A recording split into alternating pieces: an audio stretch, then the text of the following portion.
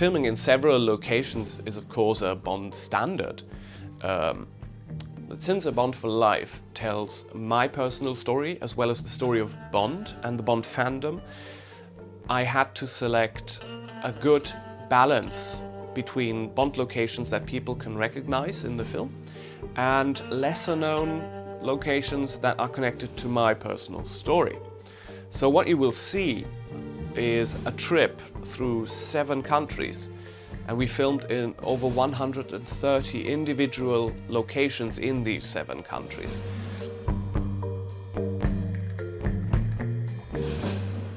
We went to Kitzbühel in the Austrian Alps to explore the link between Ian Fleming and the city, because he lived there when he was very young, and also my links to the city because I made a fan film there in 1998 and haven't been there since until December 2014 when we filmed. My dear friend is so very patient with me because I just spent 1 hour on the mountain, and here is,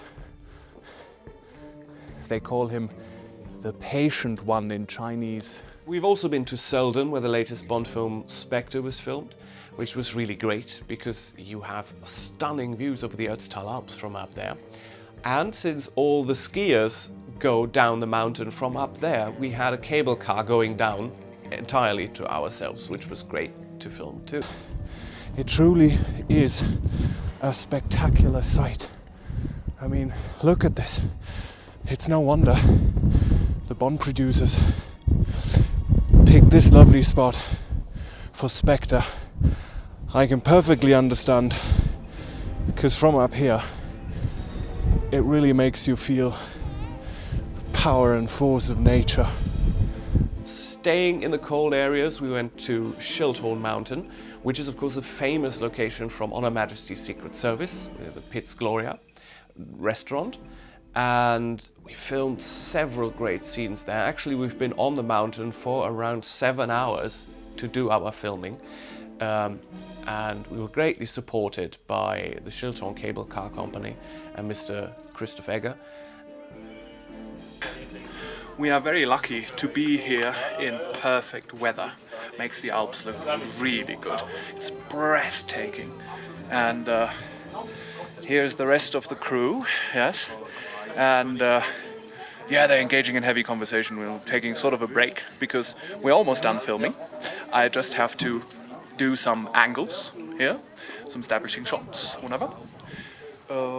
We had some quite nice surprises that will look very, very good in the film. Not to hype you up unnecessarily, but it's going to be really great. And it's my first time here, actually.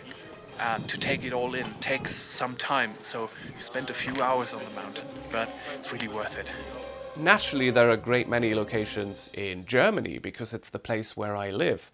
So you see my hometown Braunschweig with its lovely medieval architecture, which is a very nice contrast in the film compared to other locations. We have the south of Germany, the little Black Forest village where I grew up, and Frankfurt, as well as Berlin, which has 2 Octopussy locations we filmed in. Cuxhaven, where my cousin lives, and we filmed her interview there, and it was also the area where I made my fan film, so that's going to be in the film. We also went to Oslo, the capital of Norway, as well as Amsterdam and Rotterdam in the Netherlands. And what I love about these individual locations is you have to find the areas where you can highlight the city best and where you can place yourself to do a narration or whatever you want to do, or interviews, to really pick the nicest spots and ban them on film, basically. Buckingham Palace, London, take 3.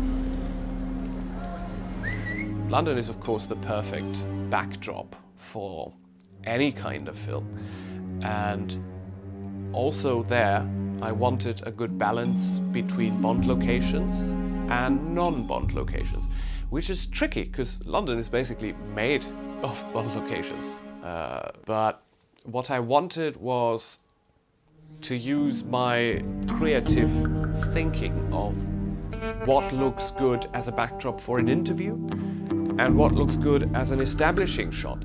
And it's very, very hard to select, because it is just such a beautiful city and it's my favorite city in the world. So it is really stressful to select what goes in the film and what doesn't.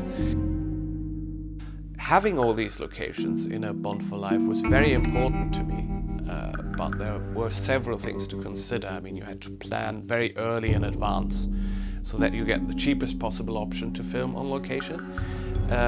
First of all, because I'm not a millionaire, and second of all, because I don't have a production company that has my back and these things. So most of it was paid out of my own pocket and out of friends' pockets who helped me a great deal to make this happen. And I'm so thankful that I have them and can call them my friends. Otherwise, this documentary would be a very boring one.